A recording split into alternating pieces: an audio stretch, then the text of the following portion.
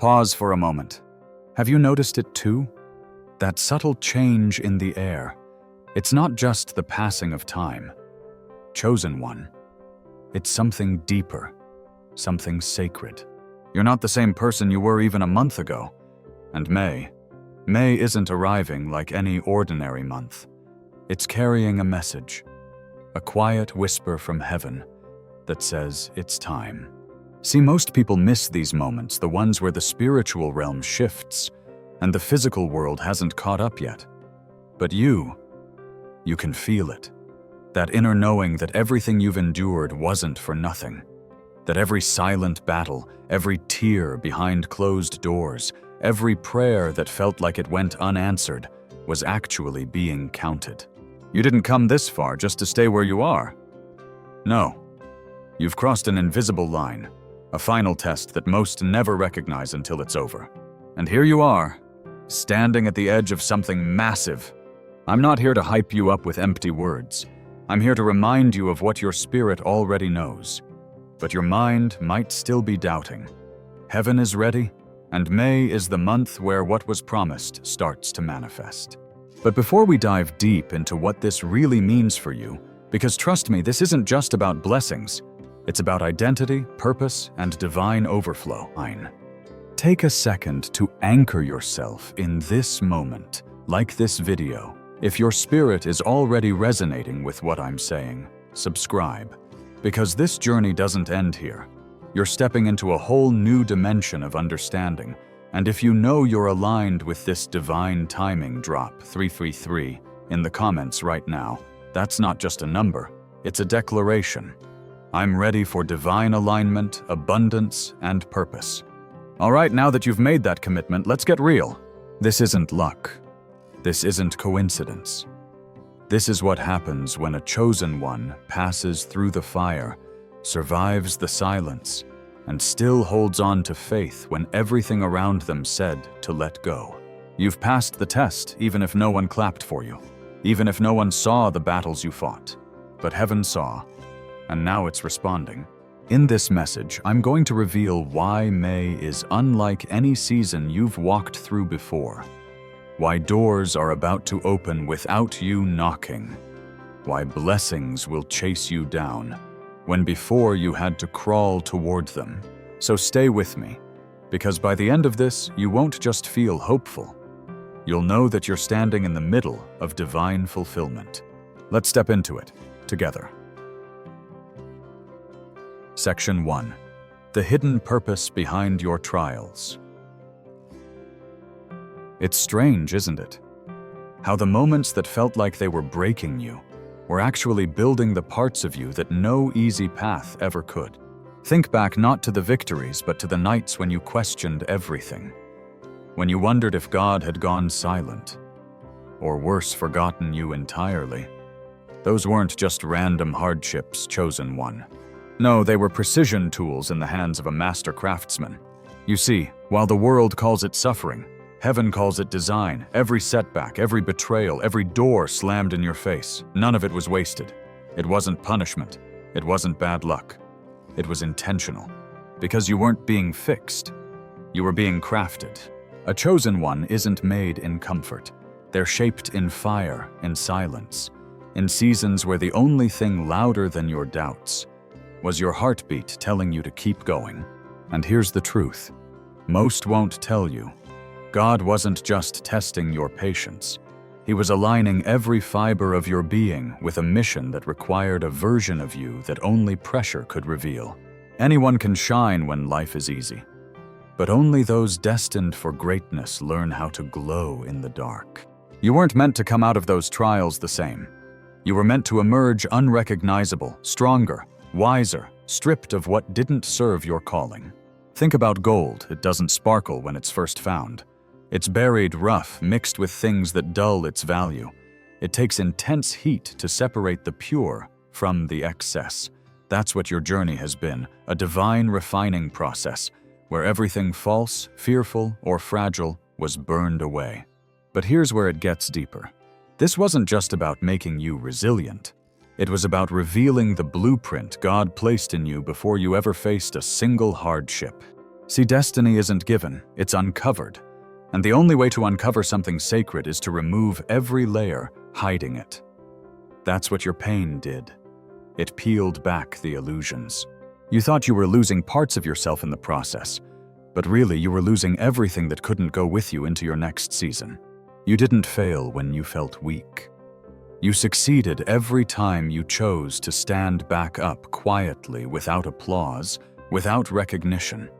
Because that's when heaven smiled and said, now they're starting to see who they really are. Here's a perspective shift.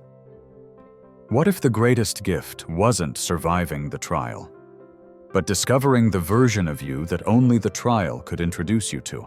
The world sees scars. Heaven sees proof. Proof that you endured. Proof that you were trustworthy enough to handle the weight of what's coming next. Because make no mistake, blessings have weight, and only those who've been through the refining can carry them without collapsing under the pressure of success, influence, and divine favor.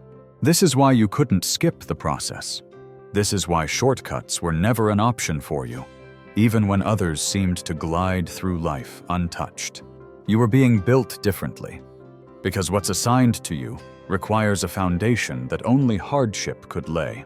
Now, as you stand here, perhaps still brushing off the dust from your last battle, know this: you're not just ready because time passed.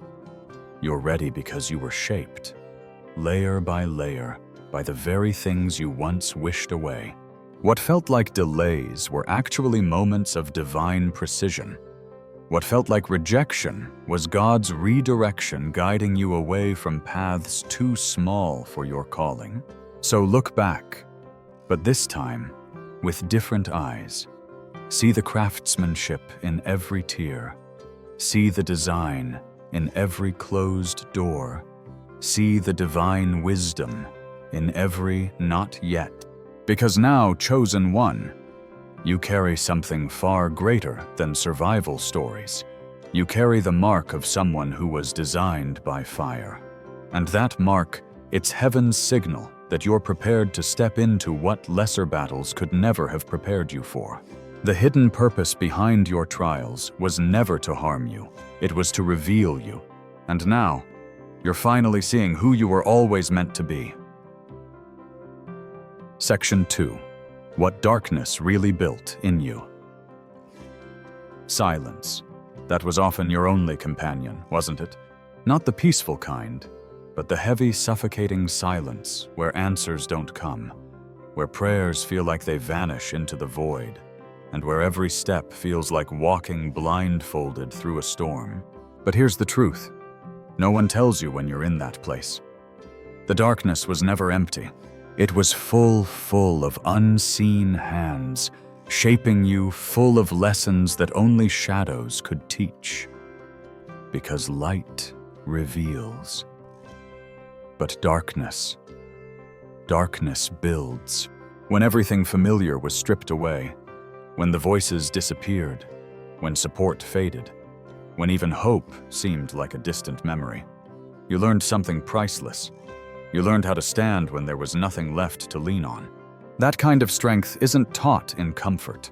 It's forged in the hidden places where no one's watching, where applause is absent, and where the only thing keeping you upright is a quiet whisper in your spirit, saying, keep going. People talk about resilience like it's a choice made in daylight, but you know better. You know, resilience is born at 2 a.m. when the weight feels unbearable and quitting would be easier, but you don't. Not because you're fearless, but because somewhere deep down you understood. This darkness had a purpose. It wasn't sent to bury you. It was sent to transform you. See, in the light we celebrate victories, but in the dark we become victorious. It was in those unseen battles where you stopped relying on what you could control, where you stopped searching for external validation, and instead found something eternal within you, that quiet confidence, that unshakable knowing. You stopped asking, why is this happening to me?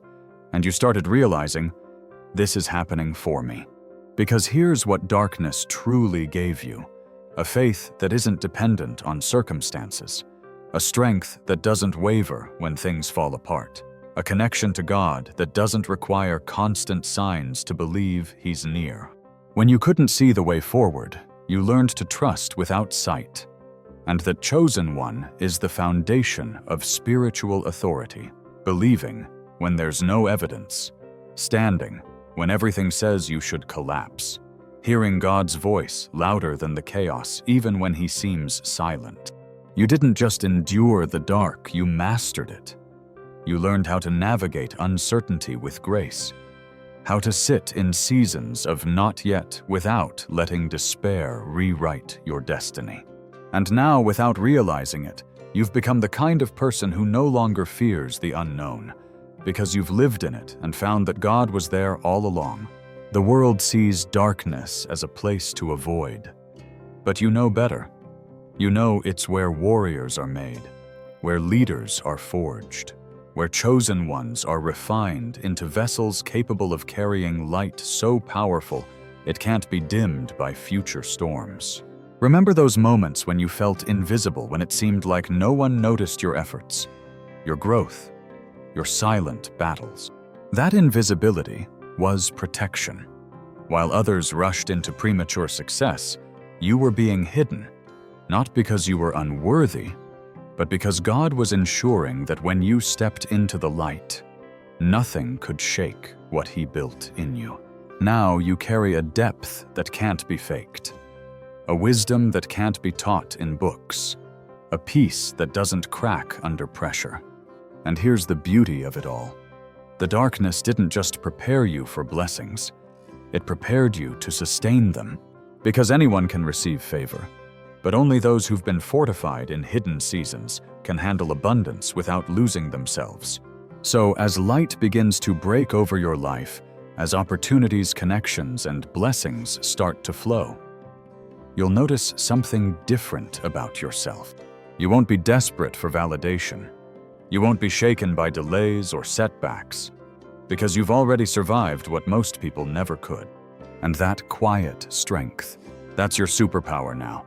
The darkness gave you something unshakable, a foundation built not on ease, but on endurance, not on visibility, but on vision. So when people start to notice you suddenly rising, they won't understand the years you spent being built in silence. Let them wonder. Let them be surprised. Because you'll know, this isn't sudden.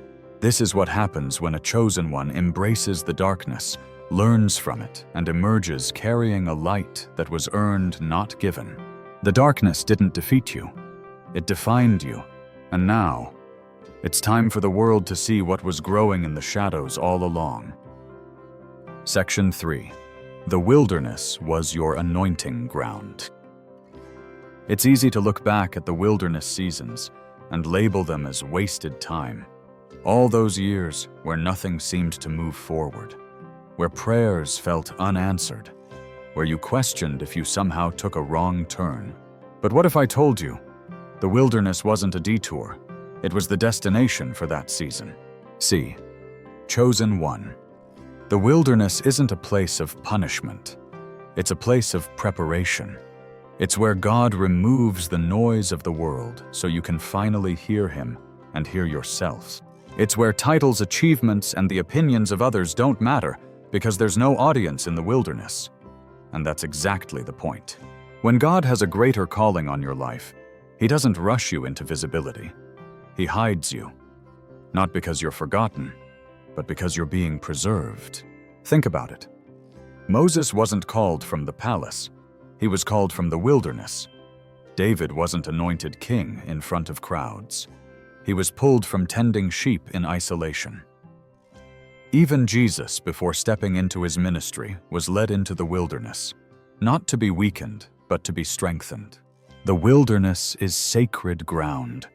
It's where destiny is whispered, not shouted, where identity is solidified, not borrowed from others. You see, the danger isn't being alone. The danger is stepping into your purpose before your spirit is ready to carry it. And God loves you too much to let that happen. So, He led you into a season where distractions were stripped away, where people who couldn't go where you're headed quietly exited your life, where false confidence dissolved, leaving only the raw, authentic version of you, the one God intended to elevate. You weren't being sidelined, you were being anointed in private. That's why it felt lonely. That's why it felt like no one understood you, because they weren't meant to. Wilderness seasons aren't designed for spectators. They're designed for transformation. And transformation rarely feels glorious while it's happening. It feels confusing. It feels silent. It feels like standing still while watching others sprint ahead. But here's the divine irony. While you thought you were stuck, heaven was accelerating your spirit. While others gained temporary success, you were gaining something eternal, unshakable purpose. The wilderness stripped away what was unnecessary, so that when God opens the doors, and trust me, they are about to swing wide open, you walk through them carrying only what aligns with your calling. You won't bring people-pleasing tendencies. You won't bring fear disguised as caution. You won't bring dreams that were too small for the magnitude of your assignment. Because the wilderness already burned all that away, and now, standing on the other side, you're not just someone who survived isolation. You're someone who was commissioned in it. Here's something few understand. Public elevation always follows private consecration. God needed to get you alone, so He could remind you of who you are without the world's labels attached. He needed you to walk through seasons where your only option was to lean on faith. Not formulas, not connections, not shortcuts. It was in those silent years that your spiritual muscles grew. It was when no one was clapping that your character was forged. It was when nothing made sense that your discernment was sharpened. And now you carry a depth that can't be imitated. A quiet authority that didn't come from titles, but from trusting God when everything in you wanted to give up. Look around, chosen one. Do you feel it? The atmosphere is shifting because you've completed what most people resist the process of being hidden, humbled, and heavenly prepared. The wilderness didn't delay your destiny. It protected it. Because without that season, you might have stepped into opportunities prematurely before your foundation was strong enough to handle them. But God in His wisdom said, "Not yet. Not to deny you, but to equip you." Now, when influence comes, it won't corrupt you. When blessings flow, they won't distract you. When doors open, you'll walk through them with clarity, not confusion, because you know exactly who you are, and more importantly, whose you are. So, as you prepare to leave the wilderness behind, don't resent it, honor it, because it was there in the silence, in the waiting, in the breaking, that you were truly made ready. The wilderness was never a prison. It was a sanctuary where heaven met you, molded you, and marked you for something greater than you imagined. And now, it's time to step out not as the person who entered that season questioning their worth, but as the one who emerges carrying the weight of divine purpose, anointed by every tear, every unanswered question, and every moment you chose faith over fear. The wilderness was your anointing ground, and now, chosen one, you're ready to walk boldly into the destiny it prepared you for. Section 4 May, when divine timing meets readiness. There's a unique kind of frustration that comes when you know you're called, but nothing seems to move. When your heart whispers soon, but your reality screams not yet. You've felt that tension, haven't you? That invisible weight of waiting, not because you lacked faith, but because heaven was silent. But here's the mystery most overlook. God's promises aren't just about if they'll happen. They're about when. And chosen one, the when isn't random. It's orchestrated down to the very second. Now feel this truth in your spirit. May isn't just another page on the calendar. It's the appointed time, where divine timing finally meets your preparedness.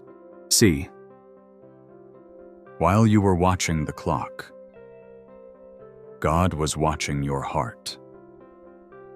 Because blessings released too early can feel like burdens. Opportunities unlocked before you're ready can crush, not elevate. That's why the waiting season wasn't a punishment. It was protection. It wasn't God withholding good things from you. It was Him ensuring that when the door opened, you wouldn't just walk through it, you'd own the room on the other side. There's a difference between wanting a breakthrough and being truly ready to carry it. And now, after everything you've endured, something sacred is happening. The delay has expired. You didn't miss your moment. You were being aligned for it. Because divine timing doesn't respond to impatience, it responds to maturity, and chosen one, you've matured in ways no one else could see. While others measured success by outward progress, heaven was measuring your inner growth.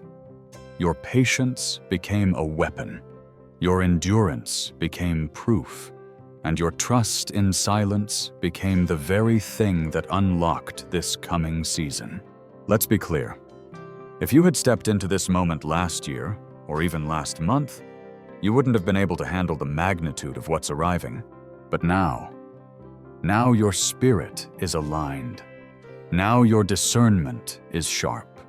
Now your character can sustain what your prayers have been asking for. That's why May feels different. Because it is different. You're not just hoping anymore, you're positioned. And when positioning meets divine timing, nothing and no one can stop what unfolds next. Think about Joseph. He wasn't just thrown into a palace after his dreams. He endured years of betrayal, false accusations, and waiting in prison.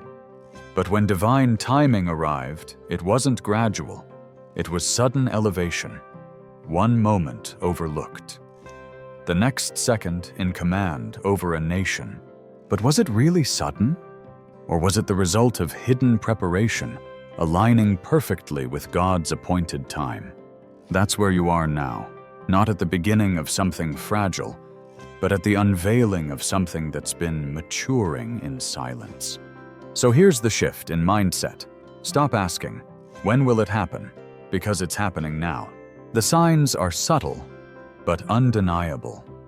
Conversations falling into place. Opportunities resurfacing that once felt dead. A peace settling over you.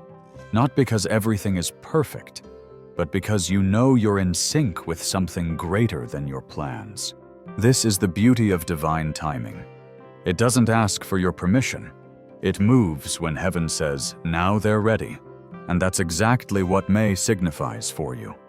A spiritual green light after a season of red. But here's where wisdom is needed. When the doors open, don't hesitate. Don't question whether you're worthy. Don't shrink to fit the version of yourself that belonged to the waiting season. You've outgrown that version. Now is the time to walk boldly through every opportunity, knowing it was tailor-made for the person you've become, not the person you used to be. Understand this. Divine timing doesn't just bring blessings, it brings alignment. People will appear, those connected to your purpose. Resources will flow because provision always follows vision. Paths that once felt blocked will suddenly clear. Not because the obstacles vanished, but because you've been given the authority to override them. This is what happens when heaven declares the wait is over. And while others may be confused by how quickly things shift for you, remember, it's not luck. It's not coincidence. It's the manifestation of promises made long ago finally meeting the version of you that's equipped to receive them. So, as May unfolds, stay sensitive to the subtle moves of God. The invitation has already been sent. The doors are already swinging open. All that's left is for you to step through with confidence, with gratitude, and with the quiet knowing that this is your time. You didn't miss it. You were made for it.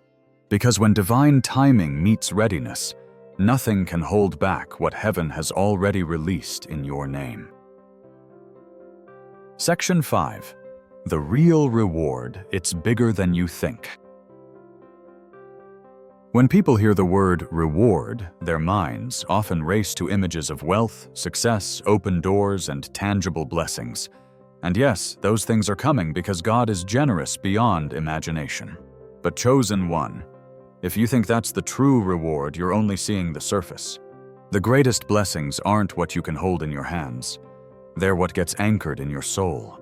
See, heaven doesn't just reward survival. It rewards faithfulness, especially when no one was watching. It's easy to stay hopeful when things are going well. It's easy to trust when signs are everywhere and prayers are answered quickly. But what about when there's silence? When doors stay closed longer than you expected? When the promise feels distant and giving up whispers to you daily? That's where your real reward was forged. Not in the moments of breakthrough, but in the moments you refused to break. You didn't stay faithful because it was easy.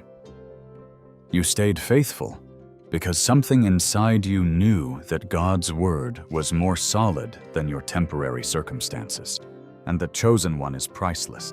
Because while others were chasing quick victories, you were building something eternal. Trust, character, spiritual authority. The reward that's being released over your life now isn't just about answered prayers. It's about who you became while you waited. Let's be honest. There were days when quitting would have been justified in the eyes of the world. No one would have blamed you for walking away, for choosing an easier path, for settling. But you didn't, and heaven took note of every moment you stood firm when everything around you was shaking. So now, yes, the blessings are coming. The opportunities, the provision, the favor, they're all aligning. But don't miss this. The real reward is that you're no longer the person who needs external validation to know you're favored. You carry peace that can't be stolen. You walk with a quiet confidence that doesn't shout, but speaks louder than any crowd. You've developed a resilience that money can't buy and status can't offer. That's the kind of wealth the world can't measure. And here's the beautiful irony. Because you no longer need the blessings to define you. You're now in the perfect position to receive them in abundance. Why? Because God can trust you. He knows that what's coming won't distract you, won't inflate your ego, and won't pull you away from Him. You've proven that your foundation isn't built on what's temporary, but on what's eternal. Remember this. The reward isn't just for enduring the storm. It's for how you carried yourself through it. Every time you chose grace over bitterness, every time you chose patience over panic, every time you chose to believe when doubt was easier, you were storing up a reward far beyond anything you could imagine. And now, as heaven begins to release that reward, you'll notice something powerful. It's not just about what you receive. It's about the authority you now walk in because of what you've overcome. You'll find yourself speaking differently, not from a place of desperation, but from a place of knowing. You'll navigate opportunities with discernment, no longer chasing what looks good, but recognizing what's God ordained.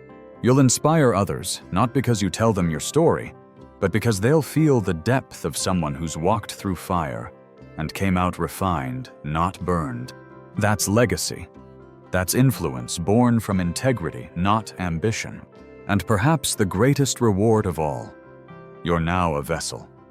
A living testimony of what it looks like when someone stays faithful even when heaven feels silent. Your life will begin to unlock doors for others. People will look at you and see proof that God honors perseverance.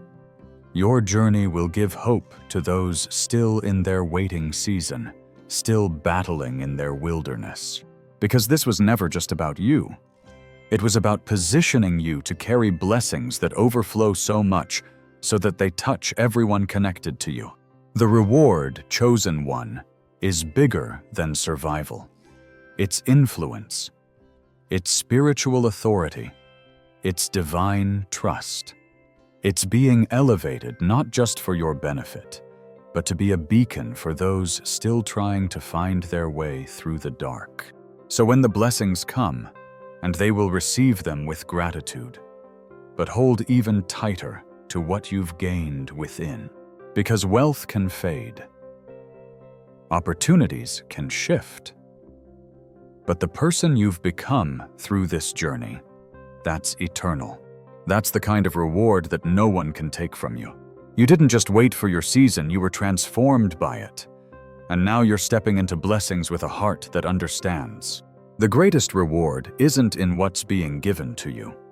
It's in knowing that you're finally becoming who God always intended you to be. Section 6. Positioned for overflow more than enough for a purpose. There's a moment in every chosen one's journey when survival is no longer the goal. When you look around and realize you're no longer praying for just enough. You've entered a different realm now. A place where heaven isn't responding to desperation, but to alignment. And that's when the overflow begins. But let's pause here. Overflow isn't about excess for the sake of comfort. It's not God showing off by flooding your life with blessings you can't contain. Overflow is intentional. It's heaven's way of saying, I can trust you to be a vessel, not a reservoir. See, when you were in your wilderness season, you prayed for daily bread, enough strength to get through, enough provision to survive, enough hope to hold on. But now, because you've passed the tests, because you've been refined and prepared, God isn't just giving you enough to sustain yourself. He's positioning you to carry more than you need so that others can be blessed through you. This is the shift. Overflow isn't about accumulation. It's about distribution. You weren't called to be a collector of blessings. You were called to be a channel where favor flows through you, not just to you. Think about it. The greatest leaders, the most impactful people in history, weren't those who hoarded what they were given. They were the ones who understood that every gift, every resource, every ounce of influence was meant to uplift others. And chosen one. That's exactly why God didn't release this overflow in your life sooner, because until now you had to learn how to handle little before you could be entrusted with much. You had to prove that when blessings come, your heart wouldn't close, that you wouldn't forget the weight of the journey, that you'd recognize this isn't about personal gain. It's about stepping into your role as a distributor of divine abundance. Let's be clear. Overflow isn't random. It follows those who are prepared to steward it with wisdom, humility, and purpose. You've become that person. That's why doors are about to open without you forcing them. Why resources will appear without manipulation or striving. Why connections will align not because you chased them, but because God sent them. Because you're no longer someone who sees blessings as endpoints. You see them as assignments. Every extra provision, every unexpected opportunity, every more than enough moment. It's heaven's signal that you're trusted to pour out into places where lack still exists. Think of the widow's oil. The miracle didn't happen because she wanted luxury. It happened because she was obedient, willing to gather vessels, willing to pour, even when logic said it would run out. And what did God do? He matched her faith with overflow. That same principle applies to you now. The overflow coming into your life isn't designed to stop when your needs are met. It will continue as long as you keep providing empty vessels, places, people, purposes to pour into. Here's the wisdom in this season. If you try to contain it, it will stagnate. But if you release it, it will multiply. Because God's blessings were never meant to be dammed up, they were meant to flow. You're stepping into a season where your influence, resources, and opportunities will seem disproportionate to your immediate needs. That's by design. It's because your calling extends beyond your personal circle. You're being positioned to impact lives you haven't even met yet. But remember, overflow is sustained by obedience, not by ambition. This isn't the time to get comfortable. It's the time to ask, Lord, where do you want me to pour? Because the more you align your overflow with divine purpose, the more heaven will continue to supply. You've already proven you can endure lack.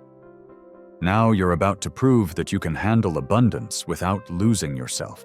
That's a test many fail, but you won't. Because the wilderness taught you that your identity isn't tied to what you have. It's tied to who you serve.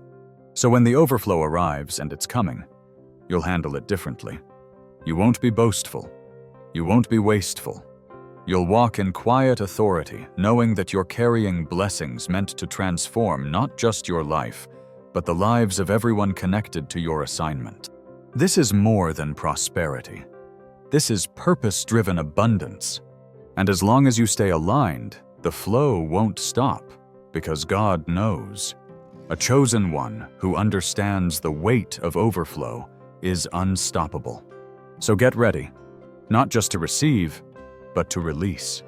Because you've been positioned for a season where more than enough becomes your new normal, not for self-indulgence, but for kingdom impact. Section 7.